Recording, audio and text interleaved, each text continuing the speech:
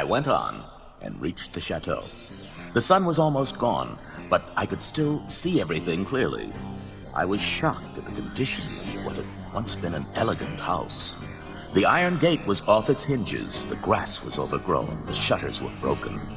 But even more pronounced was the feeling of gloom that surrounded the old house. The moon was just coming up, just as I reached the front door.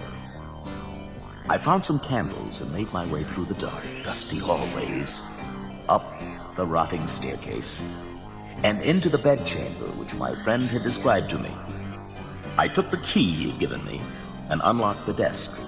I began to search. I had just found the letters I was looking for when, suddenly, I heard a noise behind me. A rustling noise, as of a silken gown. I looked around quickly, and there, before me, was a figure of a woman. She was dressed in white. She had a silver mirror in one hand and a tortoiseshell comb in the other. And her face, it was horrible and twisted, as if in the agony of great pain. My skin grew cold. I was so frightened that I tumbled backward. She came closer to me. She pressed the comb into my hand and took my hand in hers and turned her back to me. I could tell what she wanted. As in my friend's nightmares, she wanted me to comb her hair. I began. Her hair, no, it did not feel like hair. It felt like snakes, cold, slimy, terrible, and dead.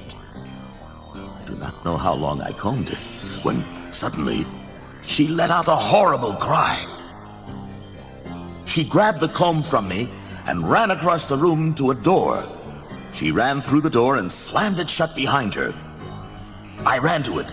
It was locked. I struggled and finally forced it open. It was a closet, and it was empty. No, not entirely empty, for there, hanging in it, was a white gown, and on the floor, a silver mirror and a tortoise-shell comb. I ran wildly from the chateau. I took to my horse and galloped through the countryside back to the city in the safety of my own lodgings. And so, here I reflect on what has happened. Could it have been real? Was it in my mind? Was it the superstition of the people of the countryside? Was it my friend's story? Was it the darkness, the quiet, the mystery of an empty house? Or was it all my imagination? Yes, of course. It was my imagination. How ridiculous of me. Ghosts, indeed. Well, I shall undress and put an end to this nonsense. First, the jacket. There.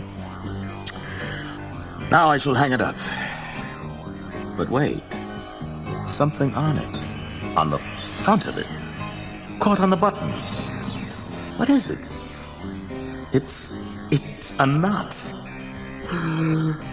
A knot of long, black, slimy hairs.